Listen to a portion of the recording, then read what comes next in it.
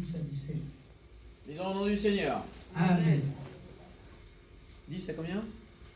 10 à 17. Ça marche. Ce soir encore, tu vas nous bénir. Ce soir encore, tu vas faire des grandes choses au milieu de nous. Parce que Seigneur, tu dis dans ta parole, rien n'est impossible à Dieu et tout est possible à celui qui croit. Seigneur, nous avons foi. J'ai la foi que quelque chose va se passer. Saint-Esprit de Dieu, viens accomplir encore la mission de Jésus qui est au milieu de nous. Et en vertu de l'autorité qui me sont conférées, dans le nom puissant de Jésus, que je ramène tout esprit captif à l'obéissance de Christ, et c'est là au nom puissant de Jésus. Je réclame la couverture des sangs de Jésus-Christ tout autour de moi et dans cette salle. Ainsi j'ai prié le Père dans le nom de Jésus. Amen. Amen. Amen. Hein? Amen. On peut prendre des places. Ah, il y a que merveille, vraiment. Ah, merci Jésus. Merci Jésus. Hé, maman Amande. Maman Amande. Dieu est bon. Amen. Dieu est bon. Et il est fidèle. Notre Dieu est fidèle. Il est bon. Ah. Merci Seigneur. Alors, ce soir, le thème, nous allons prier avec ce thème que j'ai dit tout à l'heure. Il est venu libérer les captifs. Amen. Il est venu libérer les captifs. Qui est Jésus-Christ? Je ne sais pas dans quelle situation tu te retrouves, je ne sais pas dans quelle position tu te retrouves, mais je sais une chose, par rapport à la lecture que nous venons de lire, Jésus-Christ lui-même a dit, et comme il ne ment pas, il est la vérité. Il a dit qu'il est venu libérer les captifs. Il est venu ouvrir les portes des cachots. Ah, Dieu est bon. Merci Seigneur. Dieu est bon, il est fidèle. Alléluia. Amen. Alors, ici, la scène se passe dans la synagogue. C'est-à-dire, aujourd'hui, nous pouvons dire que ça se passe dans l'église. Et cette femme, elle était juive. C'est-à-dire, elle pratiquait la religion judaïsme. Et aujourd'hui, c'est comme toi et moi, nous sommes chrétiens. Et cette femme, la Bible dit quoi? Il y avait un esprit qui la rendait infirme. C'était un esprit, c'était une possession démoniaque. C'est-à-dire, ce n'est pas parce qu'elle a péché, ce n'est pas qu'elle a commis quelque chose de mal, ce n'est pas qu'il y a des liens de famille. Non, il n'y avait pas de liens de famille. Alléluia. Il n'y avait pas de liens de famille, il n'y avait pas de péché, mais c'était un esprit qui la rendait handicapée. C'était un esprit qui la rendait infirme. Alléluia.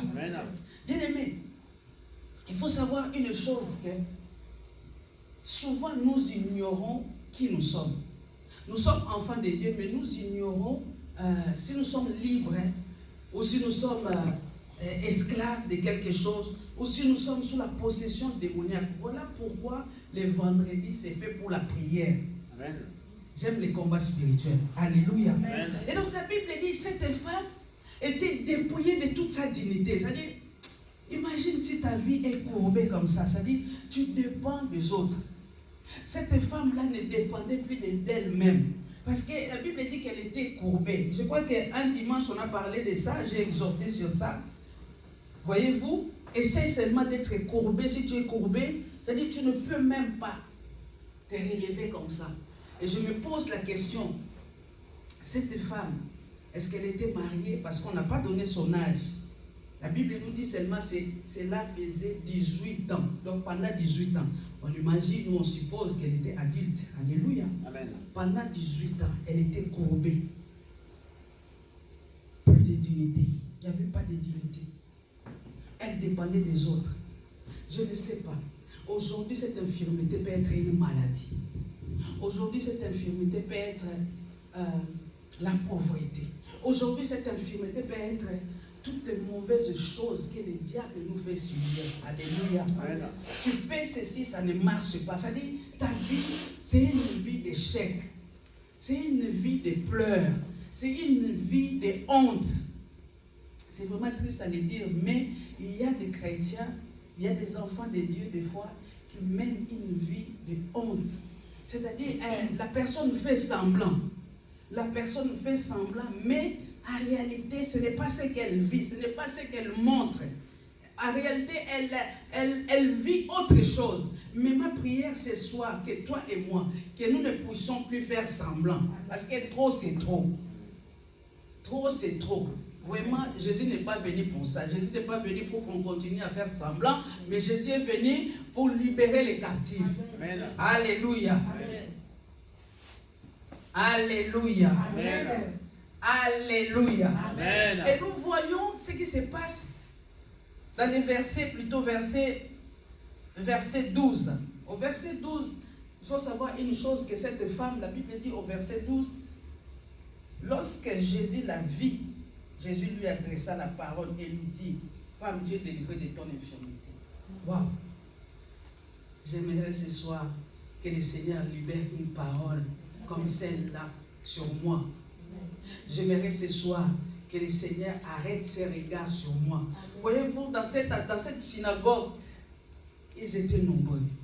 Et il n'y avait pas seulement elle qui avait une infirmité. Chaque personne, dès que nous sommes ici, nous venons, chacun de nous, nous avons nos problèmes. Chacun de nous, nous avons des besoins. La Bible dit, plutôt pas la Bible, les gens du monde disent, le cœur de l'homme, c'est comme, à Lingala c'est plus facile, mais on va essayer d'interpréter pour moi. Quand on dit motema moto sanduku, c'est-à-dire, le cœur de l'homme, c'est comme, on dit, voyez, une malle. Valise, malle plutôt. Voyez le mal là, que nos mamans mettaient leur panne et tout. Coffre-fort. Hein? Coffre-fort. Voilà, le cœur de l'homme, c'est comme une valise, c'est comme un coffre-fort, c'est comme le cœur de l'homme, c'est ça. Chacun de nous, tel que nous sommes ici, nous avons nos problèmes, les problèmes qui nous font pleurer. Chacun de nous, nous avons des besoins. Et voyez-vous, ces soirs-là où, on ne sait pas si c'était le soir ou la journée, mais ces jours-là, les regards de Jésus-Christ s'est posé seulement sur cette femme. Alléluia. Amen. Les regards de Jésus-Christ s'est posé sur cette femme. Et lorsque je médite la parole, souvent je dis, est-ce que cette femme priait pour sa délivrance? Ou bien cette femme s'était tout simplement résignée? Elle dit, bon, moi je suis née comme ça, bon, je vis avec, hein.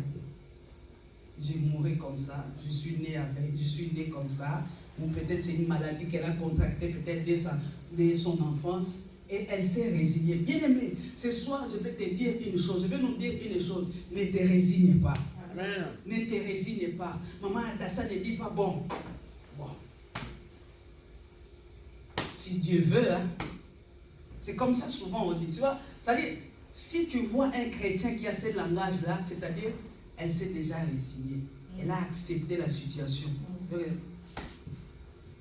voulez-vous? Si Dieu veut. Non. Ce que Dieu veut, ce que tu es, ce que tu désires. Amen. Ce que Dieu veut, c'est ton bonheur. Lorsque tu pleures, Dieu aussi est attristé. Lorsque tu n'es pas bien, ne crois pas que lui, ça lui fait du bien. Non. C'est un père pour nous. Alléluia. C'est un père. Ou bien nous ne connaissons pas le sens. Lorsque nous prions, nous disons notre père qui est aussi. Mais c'est un père. Un père n'aime pas voir ses enfants tristes. Amen. Un papa responsable préfère mourir de faim, mais que ses enfants mangent. Un papa responsable. Je dis bien un papa responsable. Et notre Dieu, c'est un papa responsable. Amen. Alléluia. Amen. Et donc cette femme était tout simplement au bon endroit et au bon moment, parce que ce jour-là, c'était son jour. Et j'aimerais que ce soir, ça soit ton jour, que ce soit mon jour, parce que tu es au bon moment, au bon endroit. Alléluia. J'aimerais que vraiment, que le Seigneur arrête son regard sur toi. Le Seigneur a tous arrêté son regard sur toi. C'est-à-dire le regard de Jésus-Christ pénètre l'âme. Même si tu te caches, mais Jésus-Christ se voit au-delà. Amen. Alléluia. Amen. J'aimerais que ce soir, que Jésus-Christ arrête son regard sur moi. Amen. Si c'est ton cas, tu dis Amen. Amen. Moi, j'aimerais que le Seigneur arrête son regard sur moi. Amen. J'aimerais que le Seigneur me voie. J'aimerais que le Seigneur libère une parole comme elle a libéré pour cette femme-là. Amen. Alléluia. Amen. J'aimerais vraiment que le Seigneur pose son regard sur moi. Le verset 13, la Bible dit, et il lui imposa les mains. Il lui imposa les mains. Et à l'instant, elle se redressa et glorifia Dieu. Bien-aimé, le toucher de Dieu, c'est autre chose. Lorsque Dieu te touche, tu ne peux pas rester tel quel. Amen. Lorsque Dieu pose sa main sur toi, quelque chose va se passer. Amen. Lorsque Dieu pose même son regard, même ses mains sur toi, quelque chose va se passer. Amen. Vouloir ou pas, quelque chose va se passer. Alléluia. Amen. Vouloir ou pas, quelque chose va se passer. Amen. Vous savez, un jour, quand j'étais encore au pays, je n'étais pas... j'étais chrétienne catholique. Et qui dit catholique dit, voilà, tu vis ta vie comme, voilà. Et puis, mon camarade de classe qui m'a amené à la Ligue protestante, c'est comme ça que j'ai commencé à fréquenter un groupe de prière. Et je vous ai dit plusieurs fois ici, moi quand je partais à la prière, c'était pour la danse. Parce que j'aimais danser. Comme j'aimais danser, j'allais pour danser. Et à l'époque, il n'y avait pas de piano, pas de batterie, c'est juste un tam-tam et les maracas. Mais les frères qui faisaient la louange là, non, si tu ne danses pas.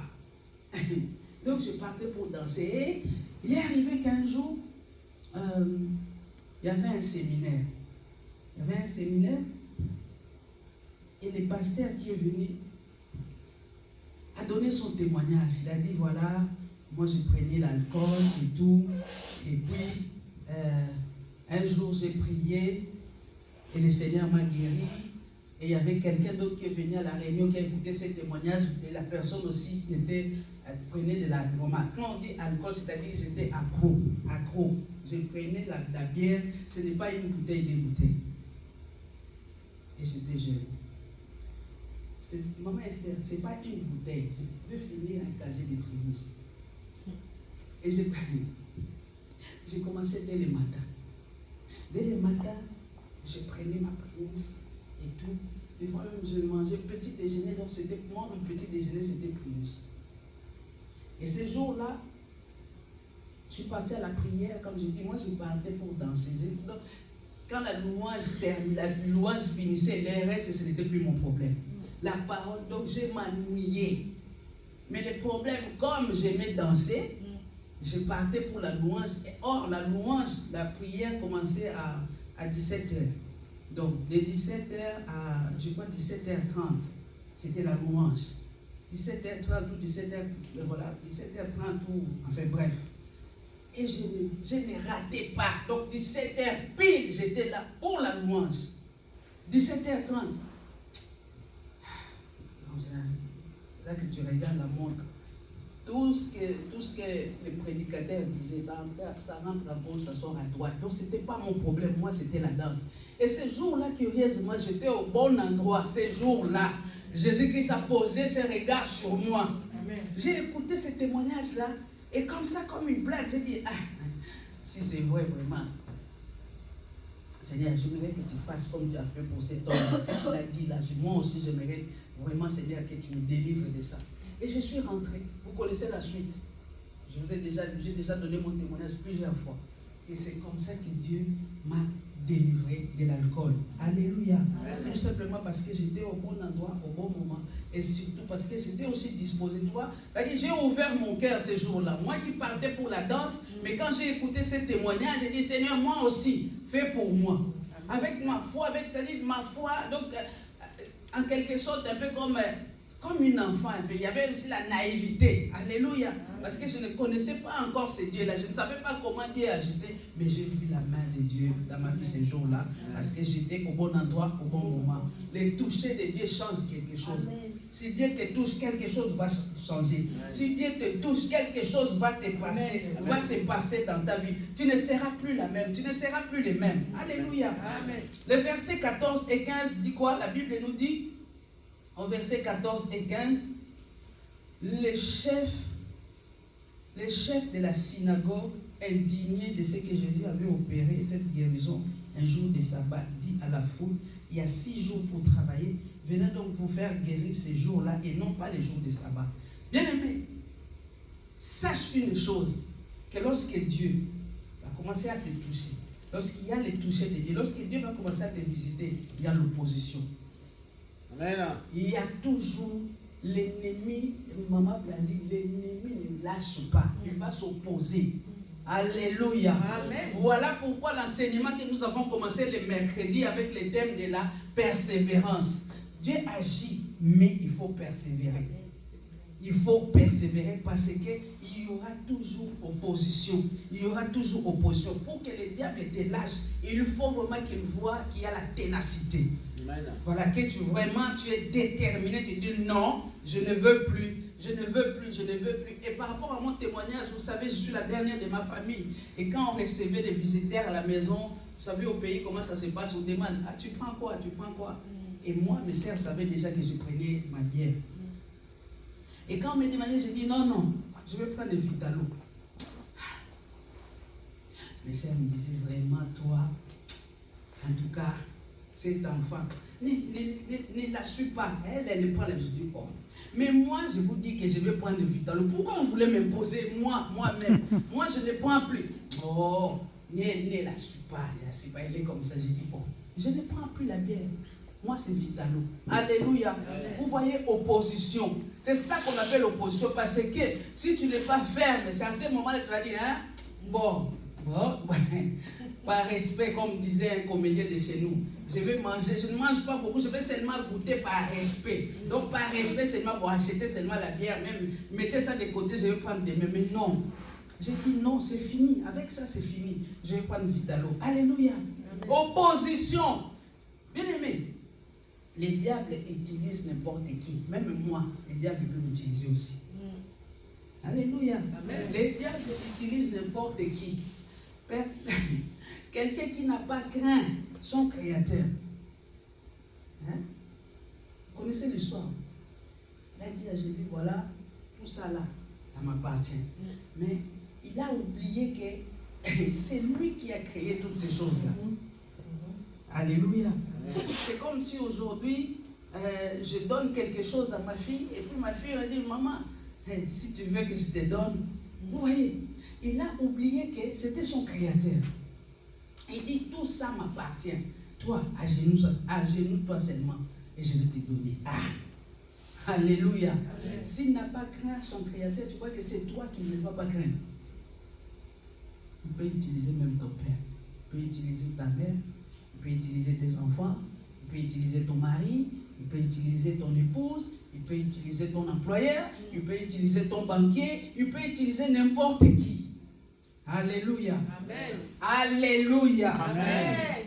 Vous savez, lorsque les enfants d'Israël sont sortis, n'est-ce pas, de l'Égypte, parce qu'on regarde qu'ils ont combattu avec les Amalek, les Amalécites. Au fait, si tu regardes bien l'histoire des Amalécites et les enfants d'Israël, c'est des frères. Vous les connaissez? C'est les descendants d'Ésaü. Même mère, même père. Alléluia. Amen. Même mère, même père. Mais c'est eux qui sont devenus les ennemis d'Israël. La Bible dit, chacun aura pour ennemi les gens de sa maison. Chacun aura pour ennemi les gens de sa maison. Les combats là, ça commence d'abord à l'intérieur. Alléluia. Amen. Les Amalécites, c'est quelqu'un de l'intérieur. C'est quelqu'un, c'est la famille. Que le Seigneur nous aide. Opposition, souvent, des fois, on soupçonne les gens qui sont loin. On soupçonne ces gens-là, mais souvent, les gens qui nuisent, un pervers, ce n'est pas quelqu'un de loin, c'est quelqu'un de proche. C'est la personne avec laquelle même tu as des affinités. C'est la personne avec laquelle tu partages des choses. Mais c'est la même personne qui la nuit a une autre étiquette. C'est la même personne qui va amener les rapports dans les réunions, qui dit voilà, maintenant la situation là-bas c'est comme ça, c'est comme ça. Alléluia. Est-ce que quelqu'un comprend ce que je suis en train de dire? Amen.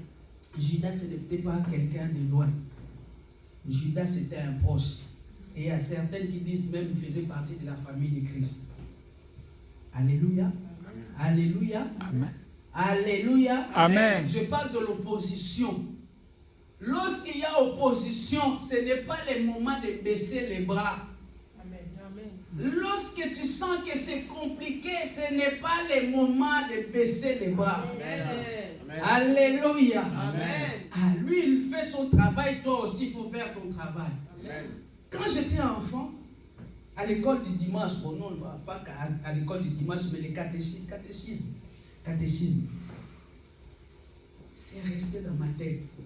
Alors, la religieuse qui nous a donné cette leçon ce jour-là nous disait, Dieu envoie ses anges pour nous aider, pour combattre. Mais lorsque nous baissons les bras, les anges que Dieu nous envoie sont faibles. Alléluia. C'est-à-dire, lorsque toi tu baisses les bras, l'armée des anges qui t'accompagnent baisse aussi les bras. Et c'est là que l'ennemi prend les dessus. C'est-à-dire que les anges déchus, maintenant, ils prennent les dessus. Alléluia. Voyez-vous l'histoire de Moïse lorsque Israël combattait avec Amalek. Amalek, c'était un combat intense. Lorsque Moïse avait les mains levées, Israël remportait la victoire. Alléluia. Amen. Moïse parlait avec Dieu face à face. C'est-à-dire, quelle grâce. Moïse parlait avec Dieu face à face. C'est-à-dire, ce n'est pas comme toi et moi, nous implorons, nous prions, nous attendons la réponse. Des fois ça vient, des fois ça ne vient pas. Mais Moïse dit, bon, demain qu'est-ce que je vais faire? Non, demain fais ça avec Dieu. Non, moi je trouve qu'en fait, Moïse parlait avec Dieu face à face. Mais pourquoi Dieu a permis ce jour-là que Moïse soit soutenu par Aaron et Hur? C'était pour nous montrer quelque chose. Que Dieu est avec nous. Lorsque nous sommes avec lui, lorsque nous marchons avec lui, lorsque tu te lèves dans la prière, il est là et les anges sont forts. Amen. Mais lorsque toi-même tu baisses les bras, les anges sont là. C'est comme s'ils avaient mains et pieds liés. Ils ne peuvent rien faire. Ils sont là. Alléluia. Amen. Mais dès lors que tu vas faire ça, c'est là que tu vas voir, ils prennent les dessus. Ce soir, je nous encourage. Quels que soient les problèmes, ne baisse pas les bras. Amen. Quels que soient les problèmes, ne recule pas. Amen. Continue à avancer et l'ennemi fuira. Alléluia. Amen. Le verset 16 nous dit, Jésus dit quoi? Au verset 16. Verset 16, Jésus dit, et cette femme, lorsqu'il y a eu opposition, Jésus dit, et cette femme qui est une fille d'Abraham, que Satan tenait liée depuis 18 ans, ne fallait-il pas la délivrer de cette chaîne le jour de sabbat? Cette femme, son problème a duré 18 ans. 18 ans. Pendant ces 18 ans-là, elle partait tous les jours. Pendant 18 ans, donc elle fréquentait la synagogue. Mais avec ces problèmes-là. Alléluia. Pendant 18 ans. Voyez-vous? Cela nous montre la puissance du monde des ténèbres. C'est-à-dire, toi, tu peux être là, tu crois que tu es libre, mais en réalité, tu n'es pas libre. Tu es sous, c'est comme mon pays qui est sous occupation. Donc, tu es un pays occupé. Hein? C'est toi, mais tu vis sous occupation. C'est-à-dire, il y a des choses, toi-même, des fois, tu remarques, tu te dis, ça, ce n'est pas normal. Je suis occupé. Alléluia. Quelque chose. Il y a un mauvais vent qui est en train de souffler. Alléluia. C'est mon territoire. Moi-même, je sais. Il y a des choses, des fois, qui nous arrivent, bien aimé. Toi-même, tu sais. Tu vois que ce n'est pas ça. Mais ce n'est pas le moment. Ce n'est pas le moment de pleurer. Ce n'est pas le moment. Oh, regardez, bien aimé, ceux qui font ceux qui pratiquent les marabouts, ceux qui vont chez les marabouts. Vous savez qu'ils renouvellent leur alliance. Hein? Vous savez qu'ils renouvellent leur alliance. Ceux qui font les fétiches là, des fois c'est renouvelable tous les ans. tous les ans, tous les ans, tous les ans, tous les ans, des fois même tous les 6 mois, des fois tous les 3 mois, il faut, si tu as mis quelqu'un dans la bouteille, c'est-à-dire les garçons qui enferment les filles dans, je sais pas, dans les fétiches, vice-versa, les femmes qui font ça à leur mari, il faut tout le temps mettre la dose. Si tu sens que la personne commence à t'échapper, tu retournes voir les marabouts. Vous comprenez ce que je suis en train de dire? Donc ces derniers temps, je vois que la personne commence à m'échapper. Ah bon? Il va te donner encore quelque chose, tu vas ajouter la dose et la personne devient encore soumise. Alléluia. Amen. Mais bien aimé, le diable, c'est le singe de Dieu. C'est des choses que nous devons faire. Amen. Si tu vois que ça ne va pas, toi aussi retourne vers ton Dieu. Dis, hey, ça ne va pas. Ces derniers temps, en tout cas, la santé, je vois que ça ne va pas. Seigneur, donne-moi une autre dose. Alléluia. Amen. Alléluia. Amen. La nature doit nous enseigner. Amen. La nature doit nous enseigner. Alléluia. Amen. Des fois, nous croyons que nous sommes libres. Non, moi je suis bien. Vous savez, Jésus a dit un jour, vous connaîtrez la vérité et la vérité vous affranchira. C'est dans l'évangile des Jean d'Israël, chapitre 8, je crois. Verset 32. Les Juifs ont dit non. Nous n'avons jamais été esclaves. Nous sommes libres. Alléluia. Amen. Nous n'avons jamais été esclaves. Nous sommes libres. Mais Jésus a dit, vous connaîtrez la vérité et la vérité vous affranchira. La vérité, c'est Jésus-Christ. C'est Jésus-Christ qui a franchi. Alléluia. Amen. Nous vivons des fois dans les dénis. Chrétiens, nous vivons dans les dénis. Nous vivons dans les dénis. Et les enfants de ces siècles sont plus malins ou plus intelligents que nous. Lorsque ça ne va pas, les païens, quelqu'un qui pratique la sorcellerie, qui pratique la magie, qui pratique les fétiches, lorsque ça ne va pas, il retourne auprès des féticheurs. Mais toi et moi, nous avons plus qu'un marabout. Nous avons plus que les féticheurs. Amen. Mais nous ne retournons pas, nous ne retournons pas. Que le Seigneur nous aide. Amen. La maladie de cette femme nous montre tout simplement une forme sous laquelle la puissance des ténèbres s'exerce sur l'homme. Comment la puissance des ténèbres s'exerce sur la vie des humains que nous sommes. Le diable peut t'assujettir à quelque chose. Alléluia. Amen. Et toi, tu crois que tu es libre. Et toi, tu crois que voilà, c'est normal. Non, ce n'est pas normal. Il y a des situations, tu vois, ce n'est pas normal. Il faut refuser. Amen. Il faut refuser. Alléluia. Tu ne vas pas seulement refuser comme ça, c'est dans la prière, dans le jeûne. Alléluia. Amen. Que le Seigneur nous aide. J'ai dit que le Seigneur nous aide. Amen. J'ai dit encore que le Seigneur nous aide. Amen. Au verset 17, la Bible dit que les adversaires de Christ étaient confondus. Ils étaient confus. Lorsque Christ a dit, mais cette dame, elle est aussi une fille d'Abraham. Elle mérite aussi d'être libre.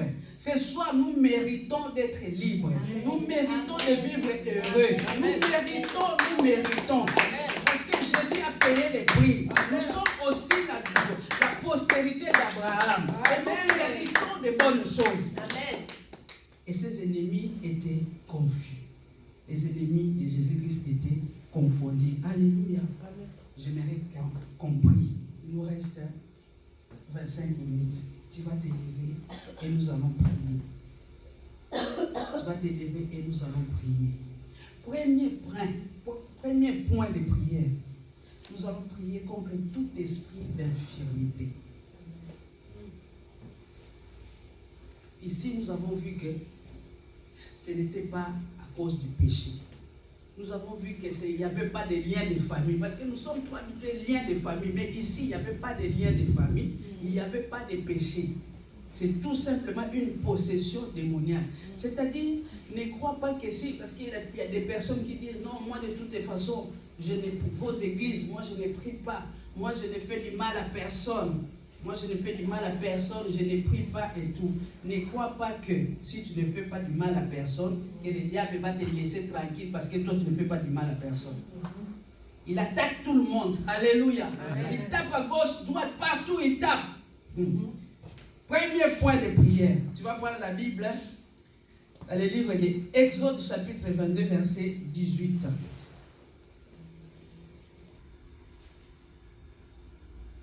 Tu ne laisseras pas vivre la sorcière. Maman Blandine, Ésaïe 48, 22. Plus de paix pour les méchants. Plus de paix pour les méchants. Tu vas prier. Toi-même, tu connais ta situation là où tu es. Toi-même, tu vois ce qui t'oppresse. Toi-même, tu vois, tu sais ce que le diable t'a imposé. Mais en accord avec la parole de Dieu que nous venons de lire, en accord aussi avec Exode chapitre 22, Ésaïe 48, la Bible dit, tu ne laisseras pas vivre la sorcière, et plus de paix pour les méchants. Tu vas prier que celui ou celle, ou si c'est les esprits humains, même si c'est les esprits qui viennent de l'enfer, qui viennent pour te troubler, qu'ils soient troublés, qu'il n'y ait plus la paix. Si c'est un esprit humain, qu'il n'y ait plus la paix, que cette personne n'ait pas la paix. Amen. Alléluia. C'est la prière, j'aimerais qu'on arrête de filmer, nous allons prier. Plus de paix.